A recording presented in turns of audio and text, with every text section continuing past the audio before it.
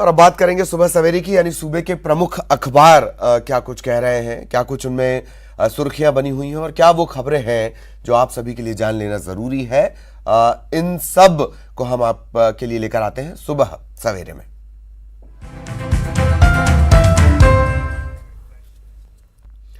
और सीधे आपको लिए चलेंगे रायपुर। सहयोगी युगल इस वक्त हमारे साथ जुड़े हुए हैं। सुप्रभात युगल, क्या कुछ कह रहे हैं अखबार?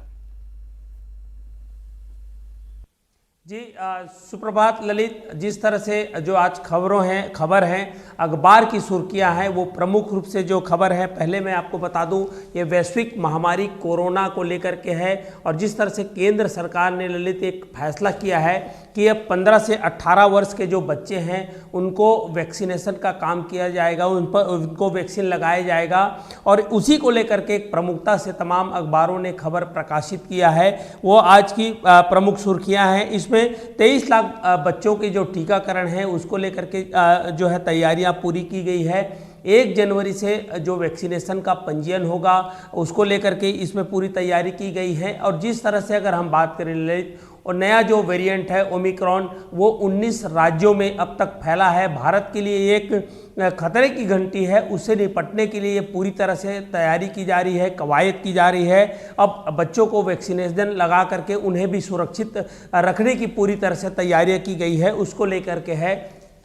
और जिस तरह से ललित यहाँ पर राजधानी के रावण भाटा में धर्म संसद का आयोजन किया गया था, उसमें आप देख सकते हैं बड़ा बवाल हुआ है। और उस बवाल के बाद यहाँ पर राजनीतिक बयानबाजी है वो तेज हो गई है। और अगर हम बात करें जो सांसद हैं उनके जो महंत रामसुंदर दास ने इस जो संरक्षण पद से अपने आप को अलग कर लिया है। और कालीचरण महाराज पर जो है जिन्होंने राष्ट्रपिता महात्मा गांधी के अपमान किया था, उन्हें कई थानों में उनके खिलाफ जो शिकायत दर्ज हुई है। यहाँ तक के पीसीसी चीफ मोहन मरकाम, उन्होंने जो है एफआईआर दर्ज कराया है। इसी तरह पूर्व महापौर हैं प्रमोद दुबे, उन्होंने भी जाकर के इस जो है अपमान अभद्र टिप्पणी को लेकर के कालीचरण महाराज पर एफआईआर दर्ज कराया है। उसके बाद छत्तीसगढ़ की जो राजनीति है उसकी जो फिजा है बदल गई है।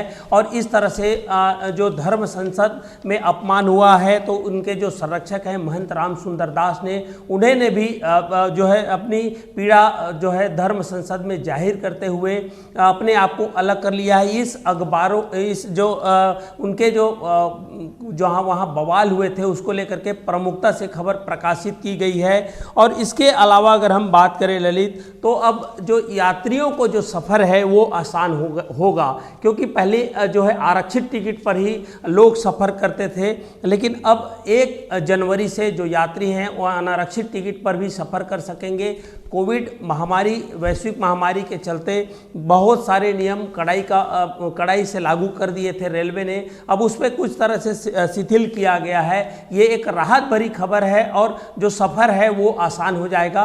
और एक अच्छी बात ये भी है कि 1 जनवरी से ललित नई ट्रेनों की सौगातें भी मिलेगी यात्रियों को, तो इसलिए जो आम लोग हैं उनका सफ़र आसान होगा, उन्हें सुविधाएं भी मिलेगी। इस जो है समाचार को प्रमुखता से प्रकाशित किया गया है। और एक जो पूरे प्रदेश के किसानों के लिए ललित चिंताजनक बात है, आप देख सकते हैं कि अखबारों में तमाम सुर्खियां बनी हुई। प्रदेश छत्तीसगढ़ में जो है 28, 29 और 30 दिसंबर को बारिश होगी। बारिश के वजह से एक बार फिर जो किसानों की फसलें हैं वो तबाह हो सकती हैं, बर्बाद हो सकती हैं। पहले भी मौसम जो मानसून है वो दगा देता रहा है, तो उसे लेकर के चिंताजनक खबर है वो तमाम अखबारों में प्रकाशित हुई है। और जिस तरह से बात करेंगे ललित, वर्षा का जो क्षेत्र है वो प्रमुख रूप से मध्य छत्तीसगढ़ और उत्तर छत्तीसगढ़ में रहेगा, यानी कि राजनांदगांव से लेकर के सरगुजा तक बारिश होगी। कई जिले में जो है ओले भी गिर सकते हैं, तो ये किसानों के लिए बड़ी दुखद खबर कही जा सकती है। साथ ही साथ मौसम में बदलाव होगा और आम लोगों को भी इससे जो है सतर्क रहना होगा। जी ललित। कई और ये हालांकि जो आपने जिसका पहली खबर जिसका आपने जिक्र किया है उसको लेकर भी हम आगे आपसे चर्चा करेंगे। आप लगातार हमारे साथ बने रहें। इस अखबारों की जानकारी के लिए आपका बहुत बहुत शुक्रिया युगल। युगल हमारे साथ बने हुए हैं और वो महत्वपूर्ण खबर जिसका जिक्र युगल कर रहे थे उसमें भी आज अपडेट होगा।